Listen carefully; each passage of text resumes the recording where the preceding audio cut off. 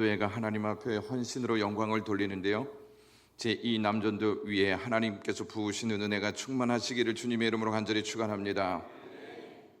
2023년도 이 남전도회는 거목들이 질비해 있는 산 중에 거대한 폭포수와 같다라고 묘사한 바 있습니다. 2024년도에는 히브리서 11장의 말씀을 가지고 에녹과 같은 신앙으로 하나님을 기쁘시게 하는 삶을 다음 세대에 물려주는 전도회가 되기를 바라는 마음에 말씀을 전했습니다. 오늘은 성령의 9가지 열매를 중심으로 희락이라고 하는 주제를 가지고 우리 이 남전도회가 기쁨과 희락의 은총이 넘쳐서 희락의 역사를 다음 세대에게 물려주는 귀한 통로가 되시기를 주님의 이름으로 간절히 축원합니다. 이 남전도회는 성령의 9가지 열매 중에서 사랑에 대해서 함께 나누었고요, 오늘은 두 번째로 성령의 열매 중에서 희락에 대해서 알아보며 우리가 희락의 열매를 맺는 귀한 마음으로 하나님의 말씀을 듣기를 간절히 소망합니다. 우리 이 남전도회에 최한길 집사님이라고 하시는 분이 계십니다. 낙상사고로 인해서 갈비뼈 10개가 다 골절이 됐습니다. 요추도 골절이 되고 어깨도 골절이 되어서 안동병원에 중환자실에 입원하여 있었습니다. 영광교회가 함께 이를 위해서 기도해 주었으며 함께 가서 우리 집사님이 잘 계시나 방문도 했습니다. 그런데 10개의 갈비뼈가 장기를 손상시키면 수술을 해야 하는데 10개가 하나도 장기에 손상되지 않게끔 골절되었다고 합니다. 그리고 요추에 있는 골절 부분도 신경을 건드리지 않고 살짝 지나가서 수술하지 않아도 된다. 그리고 어깨에도 골절이 되었는데 신경을 살짝 비껴나가지고 수술하지 않아도 된다는 통보를 받았습니다. 우리 집사님 앞에 입원해 있는 분 중에 한 분은 갈비뼈 4개가 부러졌는데 수술했다고 합니다. 근데 우리 집사님은 10개가 부러졌는데 수술하지 않아서 참 감사했다, 이러한 말씀을 해 주셨고요. 또 아까 사진 보여주시면 이제 걷는 연습을 시작했다고 합니다. 그래서 이제 이번 주가 이제 월요일 날 이 한 주가 우리 집사님 서울로 올라오셔서 이제 치료를 받으시고 또 운동을 하시면서 회복되어지는 단계를 밟는다고 합니다. 여러분께서 간절히 기도해 주시면 감사하겠습니다. 열매가 중요한 이유는 열매를 통해서 정체성을 알기 때문입니다. 사과는 사과나무에서 나는 열매이고 배는 배나무에서 나는 열매이고 복숭아는 복숭아나무에서 나는 열매입니다. 성령의 9가지 열매는 성령의 사람이 맺는 열매입니다. 달리 말하면 성령의 사람이 아니면 성령의 열매를 맺지 못한다는 뜻입니다. 그러므로 성령의 9가지 열매를 우리 영광의 모든 가족들이 맺으시고요, 성령의 열매를 맺음으로 인하여서 영광교회가 성령의 기쁨을 누리는 거룩한 역사가 있기를 간절히 소망합니다. 성령의 9가지 열매는 성품으로 나타난다고 했습니다. 누구의 성품일까요? 예수님의 성품입니다. 많은 분들이 교회를 다니는 것에 의미를 부여하고 직분 받는 것에 만족하는 경향이 있습니다. 그러나 우리가 직분도 있고 교회를 다니면서 물어야 할 것이 있는데 예수 그리스도를 닮아가고 있느냐 하는 것입니다. 자녀는 부모를 닮게 마련입니다. 얼굴을 닮지 않으면 성격이나 말투, 걸음걸이 어느 한 가지는 반드시 닮습니다. 만약 한 가지도 닮지 않았다면 검사해 보아야 합니다. 우리가 예수 믿는 사람이라면 예수 그리스도를 닮아야 하는 것이 정상적이지 않습니까? 닮는 구석이 하나라도 없다면 정체성이 의심되는 바입니다. 교회를 다녀도 다 똑같지 않고 두 종류의 사람이 있습니다. 육체의 소욕을 따라 사는 사람과 성령을 따라 사는 사람이 있습니다.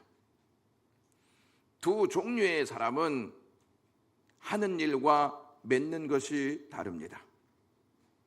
육체의 소욕을 따라 사는 사람은 15가지 일을 합니다. 그 내용을 19절에서부터 21절에 이렇게 언급합니다. 육체의 일은 분명하니 곧 음행과 더러운 것과 호색과 우상 숭배와 주술과 원수 맺는 것과 분쟁과 시기와 분냄과 당 짓는 것과 분별함과 이단과 투기와 술 취함과 방탐함이라고 말하고 있습니다. 그러니까 육체의 소욕이 강하면 강할수록 육체의 일에 열정을 보인다는 것이죠. 바울은 15가지 육체의 일을 하며 사는 자들에게 21절에 이렇게 말합니다.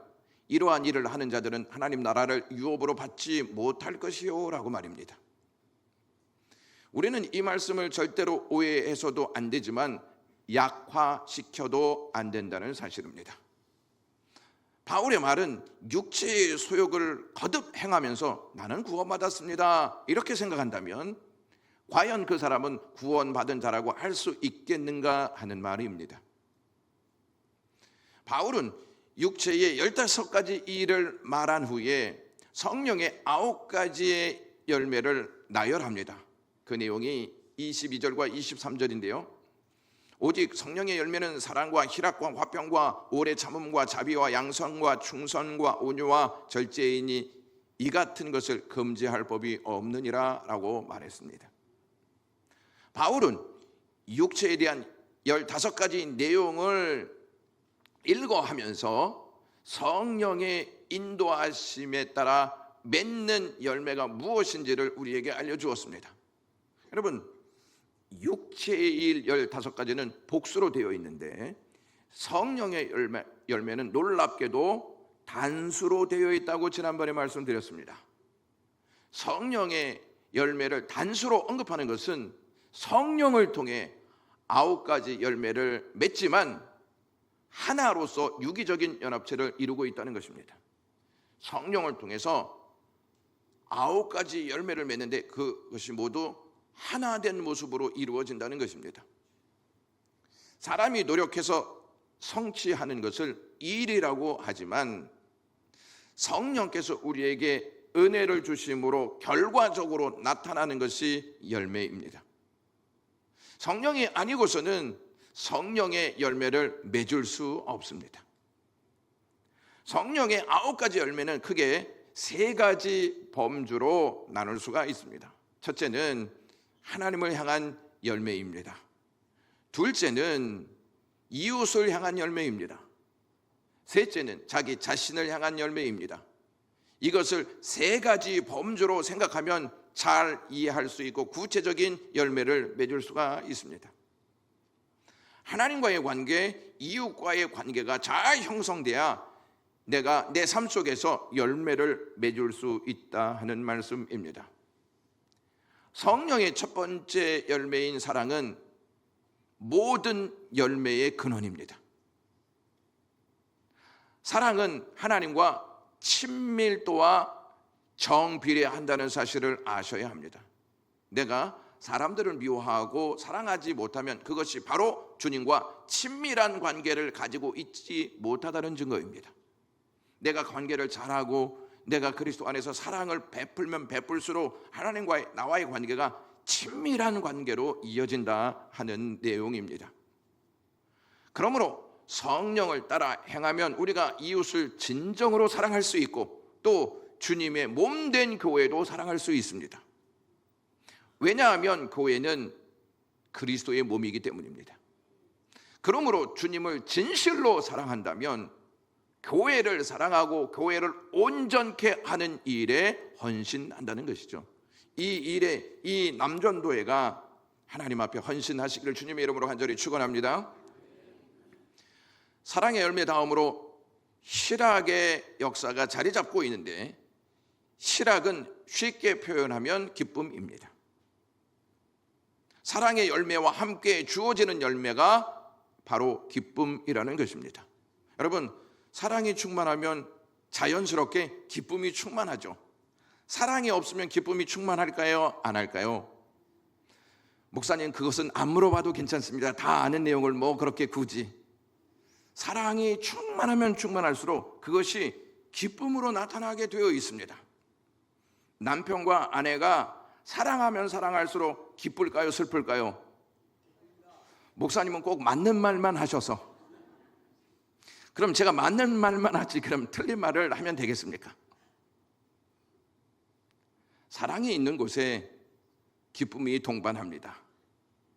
그런데 이 기쁨은 세상이 주는 기쁨이 아니라 성령을 통해서 하나님이 주시는 기쁨입니다.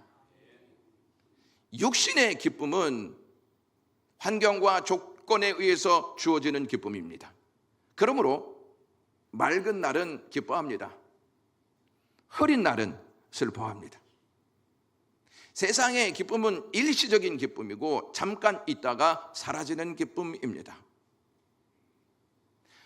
성경에서 희락이라는 열매를 가지는 대표적인 두 개의 단어가 있는데, 하나는 마소스라고 하는 헬라어이고 다른 하나는 카라라고 하는 헬라어입니다. 여기에서 마소스라고 하는 이 단어는 세상이 주는 기쁨을 의미합니다. 그러니까 육체 일로 말미암아 얻어지는 기쁨을 말할 때 마소스라고 합니다.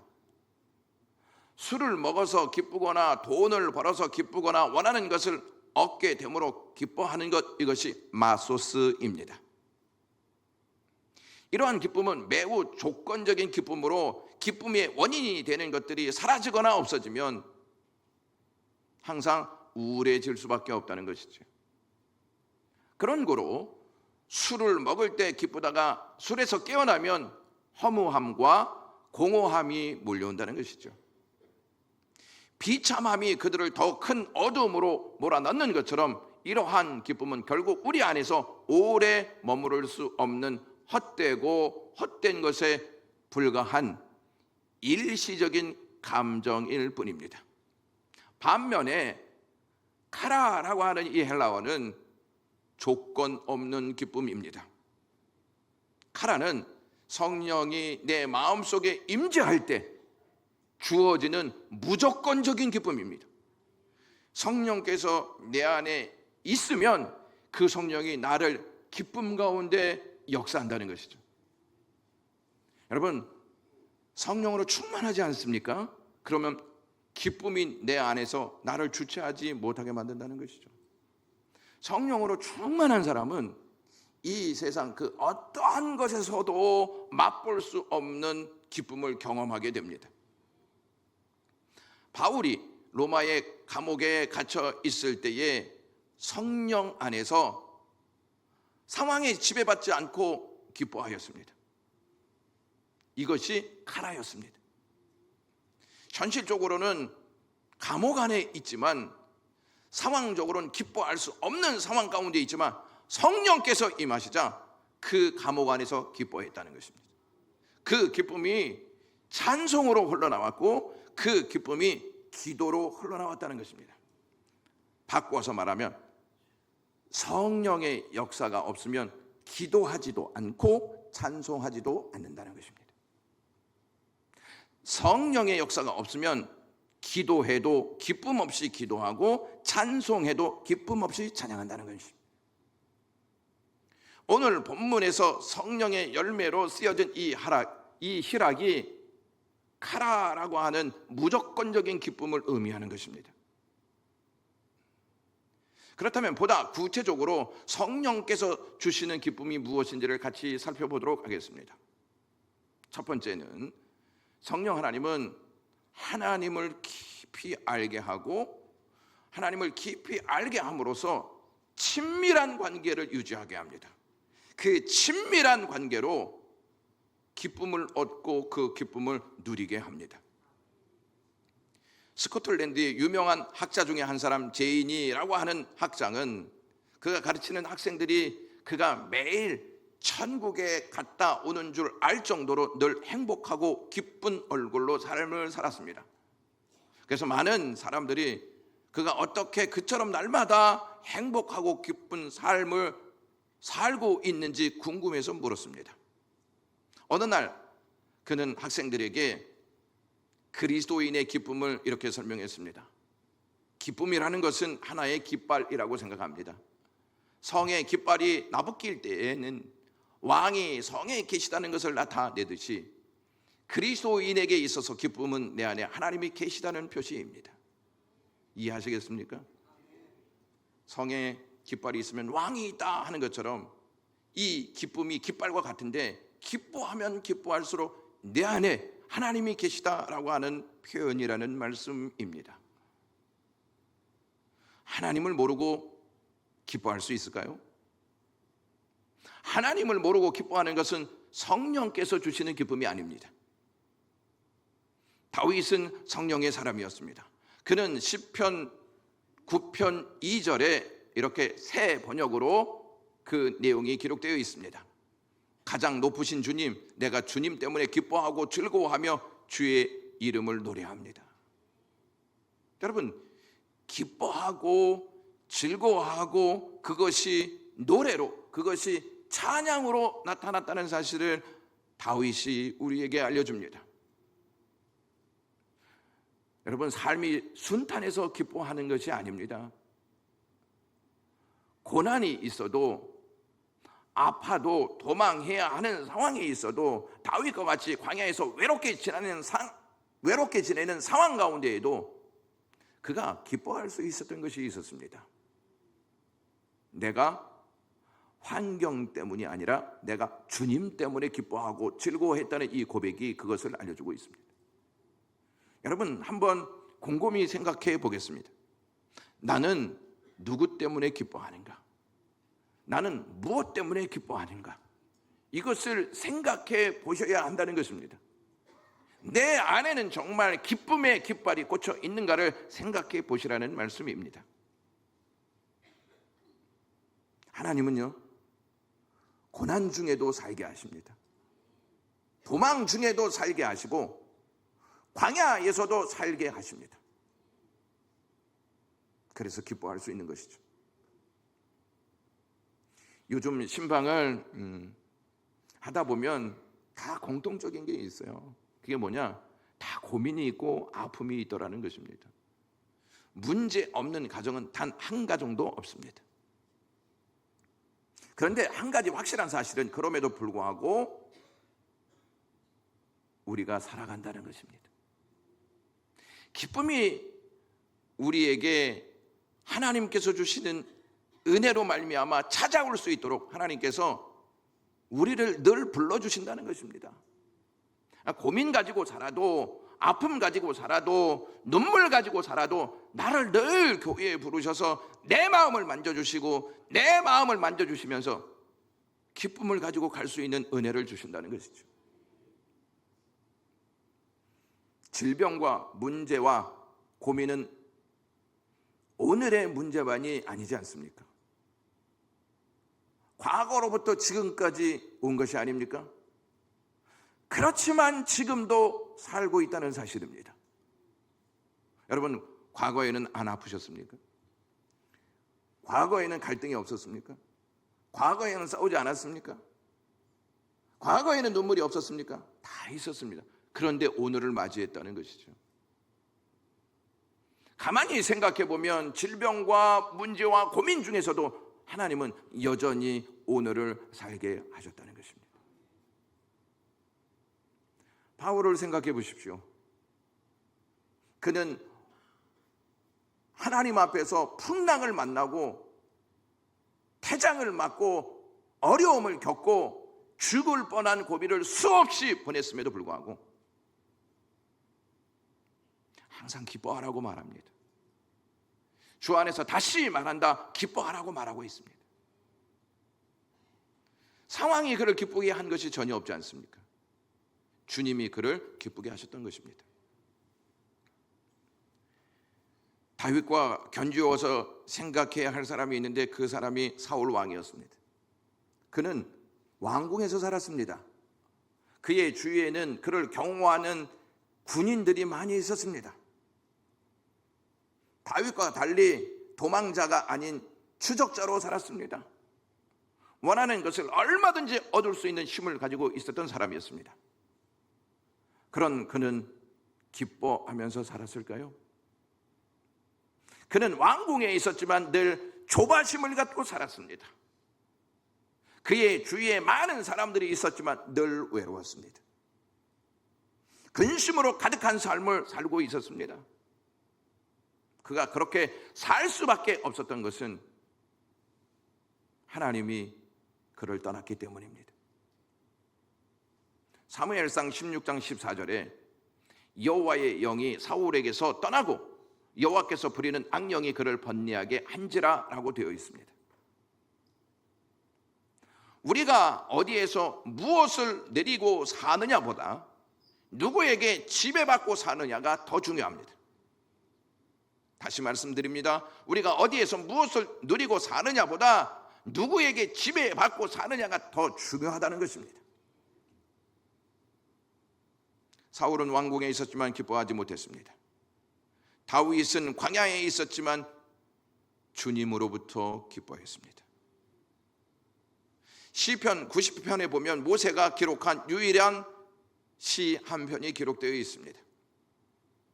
이 시편의 배경은 민수기 14장에 기록된 가데스 바네아의 사건을 통해서 기록된 내용이었습니다. 이 시편은 모세가 가데스 바네아에서 하나님께 드린 기도로 알려져 있습니다. 그곳에서 벌어진 사건은 12명의 정탐꾼이 돌아와서 10명은 매우 비관적인 보고를 했습니다. 그들의 보고를 들은 이스라엘 백성들은 감정이 폭발하여서 모세를 원망하며 다시 애굽으로 돌아가자 이렇게 아우성을 쳤습니다. 이때 모세는 시편 90편 14절에 이렇게 고백합니다.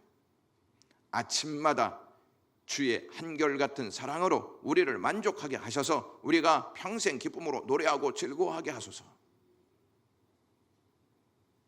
모세의 이 고백을 듣고 있노라면 이러한 찬송이 생각이 납니다. 세상을 보며 사람을 보며 세상을 볼 땐 만족함이 없었네. 나의 하나님 그분을 뵐 때 나는 만족하였네 라고 하는 찬양입니다. 백성의 입에서는 원망과 불평이 쏟아져 나오는 상황에서 모세는 그동안 하나님께서 베푸신 인자 사랑 이것을 생각하면서 하나님 우리에게 기쁨을 주옵소서 이렇게 고백하였다는 사실입니다. 성령 하나님께서 하나님을 깊이 알면 알수록 하나님이 주시는 기쁨을 누리게 하십니다. 근데 그 기쁨이 복음을 통해서 전해진다는 사실을 아셔야 합니다. 둘째로 보면 성령 하나님은 하나님이 주신 복음을 깊이 깨닫게 하심으로 복음 안에서 흘러나오는 하나님의 사랑을 경험하며 기뻐하게 합니다. 하나님을 알았습니다. 하나님을 아니까 하나님이 우리에게 복음을 주셨다 하는 사실을 알게 되어지는 것이죠. 그 복음을 통해서 하나님의 사랑이 얼마나 깊은지를 알 수 있는 것입니다. 복음은 좋은 소식입니다. 복음은 속성 자체가 좋은 소식이기 때문에 우리에게 기쁨을 줍니다. 우리에게 영원한 기쁨을 주는 것이 복음입니다. 요즘 정치, 경제, 사회, 문화, 교육 모든 분야에서 좋은 소식을 주는 분야가 있습니까? 그 분야에서 우리에게 좋은 소식을 준다 한들 그 기쁨이 얼마나 갑니까? 수시로 변하는 주변 정세 때문에 그 기쁨은 오래가지 못합니다. 복음 안에서 흘러나오는 하나님의 사랑을 한번 보시면요, 사랑받을 자격이 없고 아무 공로 없는 우리에게 그 사랑이 흘러들어와 죄인인 것을 깨닫게 하시고 하나님의 용서하심의 은총을 받아 기뻐하게 하십니다. 여러분, 하나님의 복음을 알면 알수록 내가 얼마나 큰 죄인인가를 알게 되어집니다.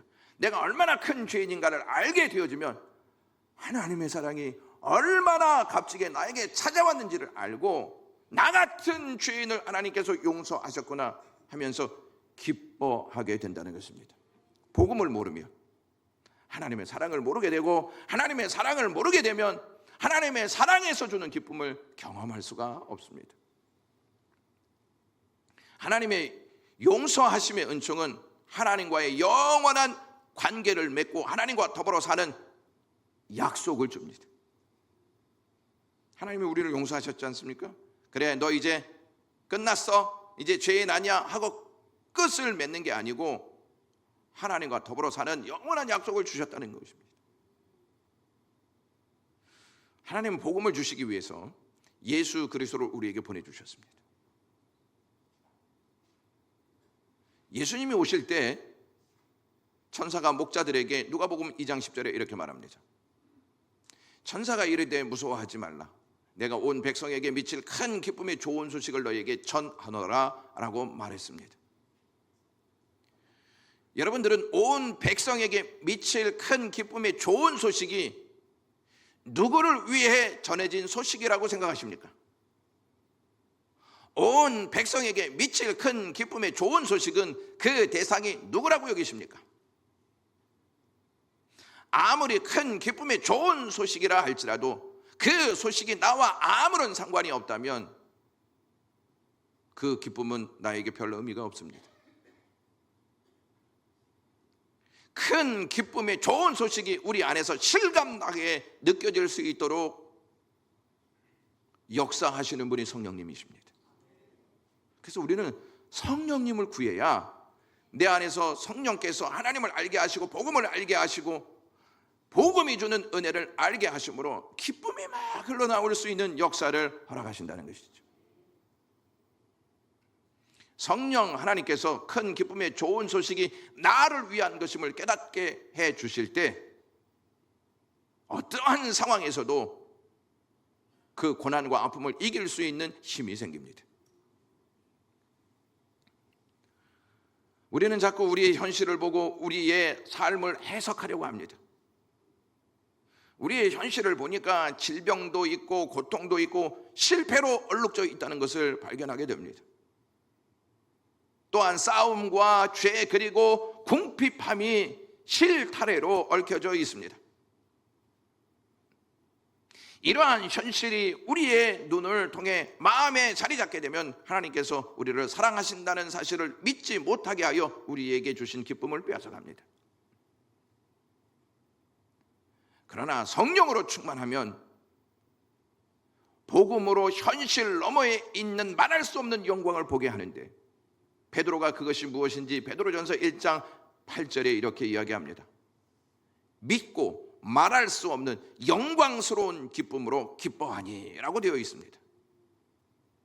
고난이 올 때 그들은 복음이 주는 그 은혜로 현실 너머에 있는 영광스러운 기쁨으로 기뻐했다는 것이죠. 이제 복음을 알았습니다. 복음으로 말미암아 하나님의 사랑이 흘러나오는 것을 경험하였습니다. 그 사람들이 반드시 하는 게 있습니다. 그것이 무엇이냐면 예배입니다. 그래서 셋째로 성령 하나님은 복음 안에서 흘러나오는 하나님의 사랑으로 예배하게 함으로 기쁨을 지속적으로 누리게 합니다. 성령 하나님께서 우리에게 왜 예배하게 하시는지 아십니까? 예배는 하나님께 영광을 올리는 데 주된 목적이 있습니다. 또한 성령 하나님은 예배를 통해 하나님께서 우리에게 진리와 함께 우리를 향한 하나님의 사랑을 깨닫게 하심으로 기쁨을 누리게 하십니다. 예배를 통해서 하나님께는 영광을 돌리게 하시고 우리에게는 하나님이 주신 사랑으로 기쁨을 누리게 하는 역사, 이것이 예배라는 말씀입니다. 미국에 이제 돌아가셨지만 팀 켈러 목사님이 복음이 지향하는 것이 있다. 복음이 지향하는 것이 예배라고 했습니다.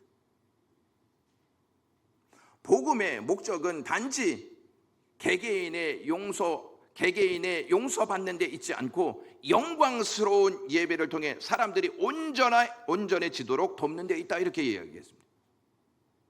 그러니까 복음의 목적은 나 구원받아서 이렇게 하고 끝나는 것이 아니라 나 용서받았지, 그래서 나는 하나님 앞에 부르심을 받은 자지, 부르심을 받은 나는 하나님께 예배를 드리는 것이 마땅하지, 예배를 통해 하나님의 말씀을 들으면서 나 이것을 내려놓아야지, 나 이것을 제거해야지, 나 이것을 하나님 앞에 내어놓고 통회해야지, 이렇게 고백하면서 온전해지는 역사를 맞이한다는 것입니다. 베드로는 베드로전서 1장에서 흩어져 있는 그리스도인들에게 당부하는 내용을 딱 언급하는데, 베드로전서 1장 3절에서부터 12절을 말씀합니다. 거기에 핵심이 되는 문장 하나를 앞세우고 그 뒤를 따르는 내용을 언급합니다. 핵심 문장을 주절이라고 말하고 그 뒤를 따르는 말씀을 종속절이라고 부릅니다. 종속절이라고 부릅니다. 핵심이 되는 문장이 이것입니다. 3절 말씀 보시면 다 같이 읽겠습니다. 시작. 우리 주 예수 그리스도의 아버지 하나님을 찬송하리로. 이게 주절입니다.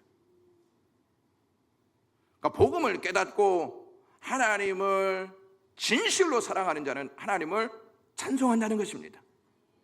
하나님을 찬송한다는 말을 다른 말로 바꾸면 하나님을 예배한다는 것입니다. 여러분, 지금 베드로가 쓴 편지의 내용을 받는 사람들이 어떠한 사람들이냐면 고난을 받고 흩어져 어려움을 겪는 사람들입니다. 이 사람들에게 베드로가 뭐라고 얘기하냐면 우리가 변하지 말아야 할 것이 있다. 그것은 우리 주 예수 그리스도의 아버지 하나님을 찬송하는 것이다. 그 하나님을 예배하는 것이다. 이렇게 말하고 있다는 것입니다. 여러분, 고난이 올수록, 눈물이 날수록, 어려울수록 하나님 앞에 나와서 예배해야 합니다. 예배할 때 하나님께서 나를 일으키시고, 예배할 때 하나님과의 관계가 온전해지고, 예배할 때 하나님께로부터 주시는 쉼을 얻게 된다는 것입니다. 구원받은 자의 삶의 근거는 하나님을 예배하는 데 있습니다.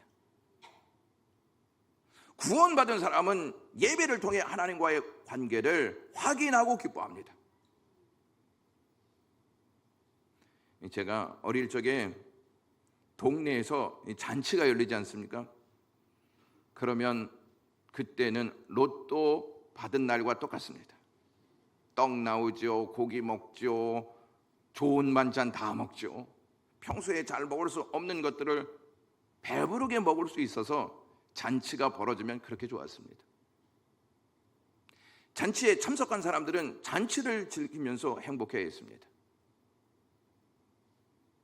예배는 잔치와 같습니다. 하나님이 배설하시는 잔치와 같습니다. 한 주 동안 삶을 사시면서 여러분 지치지 않았습니까? 고달픈 시간들을 보내지 않았습니까?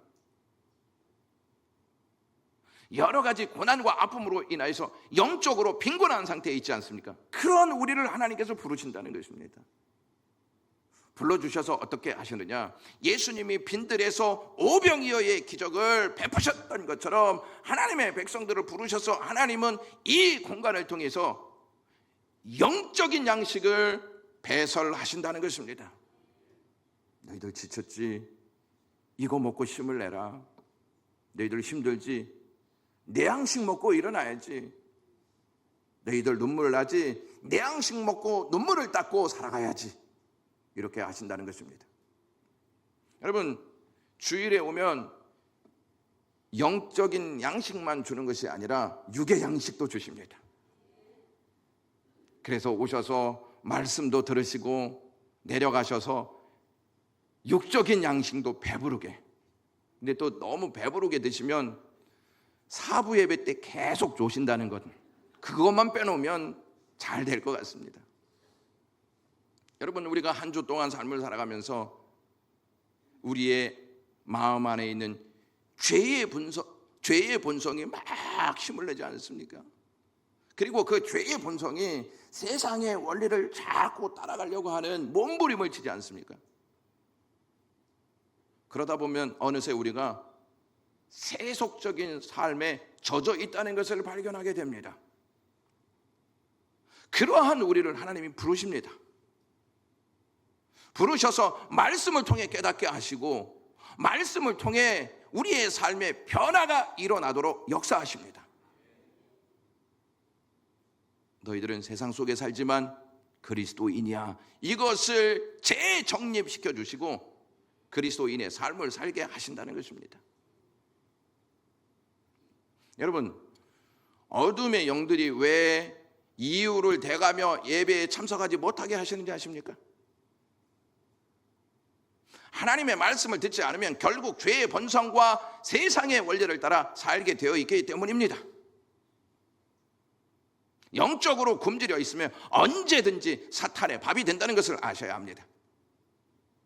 그래서 사탄은 자꾸 타당한 이유를 대개하여 예배하는 삶을 집중하지 못하게 한다는 것이죠. 여러분, 그거 아십니까? 예배에 연달아 3번 빠지면 장사가 없다는 사실을 말이죠. 그럼 우리는 굉장히 지혜롭지 않습니까? 그럼 목사님, 1번 아니면 2번 빠지면 되지 않겠습니까? 누가 주는 생각일까요? 너무 잘하신다는 것이죠. 마지막으로 성령 하나님은 구원받은 하나님의 백성이 예배로 지속적인 기쁨을 누리게 하시며 교회의 공동체 안에서 사귐과 교제로 기쁨을 누리게 하십니다. 자, 예배를 통해서 하나님이 주시는 하나님의 사랑을 기쁨으로 받게 하시고 이것을 교회의 성도들과 함께 사귐으로 나누게 하신다는 것입니다. 그래서 교회에서는요, 사귐과 교제가 매우 중요합니다. 이 남존도회가 이렇게 하나님 앞에 찬양하지 않습니까? 사귐과 교제가 건실할수록 기쁨도 튼튼해진다는 것이죠. 하나님께서 예수 그리스도로 특별한 몇 사람만 우리를 구원하신 게 아닙니다. 우리를 다 부르셔서 구원 역사에 동참케 하셨습니다. 그러면 우리가 누구냐? 그리스도의 지체입니다. 그리스도의 지체라는 말은 그리스도와 함께 하나가 되었다는 말씀입니다.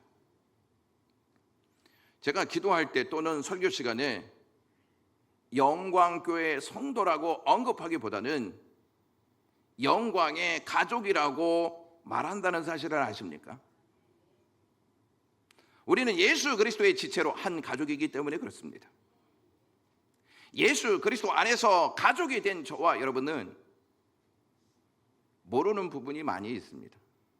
그래서 서로 사귐을 통해서 교제를 통해서 가까워지고 가까워지면서 서로를 알아가며 그리스도의 사랑을 나눌 때 기쁨이 동반된다는 것입니다.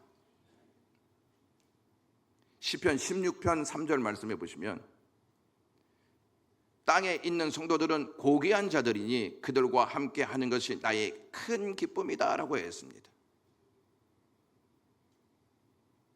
근데 많은 분들이 그런 생각도 해요.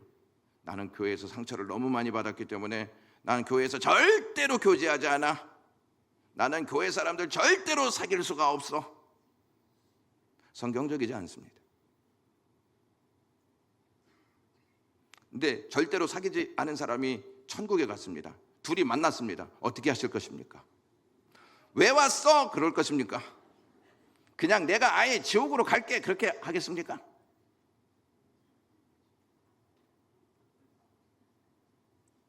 세상 사람과 사귀고 교제하는 것보다 예수 그리스도 안에서 가족이 되어 사귀고 교제하는 것이 더 즐거워야 합니다.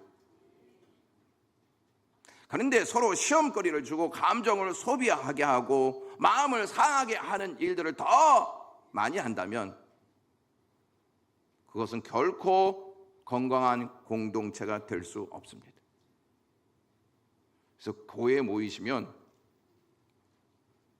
죄송하지만 이 사람 저 사람 이야기하지 말고 예수님 이야기해야, 말씀 이야기해야 그 사랑이 심령 속에 흘러 들어갑니다. 오늘 목사님 왜 저러셔? 얼굴이 오늘은 좀 어두우시네. 왜 저러셔? 이거 자꾸 해보십시오. 우리의 마음이 어두워집니다. 이렇게 비교하면 또 이상해질지 모르겠지만 이 남전도의 회원들을 보시면은 결속력이 대단한 것 같습니다. 항상 얼굴에 웃음기가 있습니다. 그렇다고 또 지금 웃는다고 또 그게, 항상 웃으십시오. 그 즐거움을 표현하십시오. 막 사귀면서 내가 한 주일 동안 하나님의 은혜를 받았어. 내가 하나님의 말씀을 들었는데 이게 너무 귀하잖아. 그래서 나는 이걸 나누고 싶어. 이렇게 자꾸 주님이 주신 은혜를 나누는 것이죠. 이 모든 희락의 역사는 성령께서 주시는 열매입니다. 영국의 선교사 허디슨 테일러는 꿈을 갖고 중국 오지에 들어가서 열심히 선교 사역을 감당했습니다. 그런데 노력하면 노력할수록 어려움이 닥쳐와 사역이 무너지고 육체의 심한 질병을 얻기까지 했습니다. 절망과 낙담에 빠진 그에게 사랑하는 여동생으로부터 격려의 편지가 왔습니다. 이런 내용이었습니다. 사랑하는 오빠, 오빠는 포도나무 가지이지 포도나무가 아니에요. 가지가 할 일은 나무에 붙어 있는 것뿐입니다. 가지는 줄기로부터 영양분을 공급받을 때 절로 열매가 맺히는 것입니다. 오빠, 염려하지 말고 포도나무이신 주님 안에 거하세요 라고 하는 편지였습니다. 허디슨 테일러는 용기를 얻고 진정 주님 안에 거하며 주님과 동행하기로 힘썼습니다. 놀라운 사실은 그 후로부터 사역에 열매가 맺기 시작했습니다. 그가 큰 업적을 남기고 영국으로 돌아와서 이러한 간증을 했습니다. 저는 사역의 열매를 위해 열심히 일했으나 도무지 열매를 얻을 수 없었습니다. 그러던 어느 날부터 저는 주님 안에 거하기를 힘썼습니다. 그때부터 열매를 볼 수 있었습니다. 무슨 말이냐? 주님 없으면 기쁨도 없다는 것입니다. 주님께 붙어 있어야만 기쁨의 열매를 얻을 수 있다는 것입니다. 그러한 기쁨의 열매를 얻어 영광의 가족들에게 나눠주는 제 이 남전도회가 되시기를 주님의 이름으로 간절히 축원합니다. 기도하겠습니다. 하나님 아버지, 오늘 제 이 남전도회가 하나님 앞에 헌신하면서 기쁨의 열매에 대해서 말씀을 들었습니다. 말씀을 들은 이 말씀이 삶 속에서 열매로 나타나게 하셔서 이 열매를 다음 세대에게 물려줄 수 있는 건강한 공동체 되게 하시옵소서. 예수 그리스도의 이름으로 기도드리옵나이다. 아멘.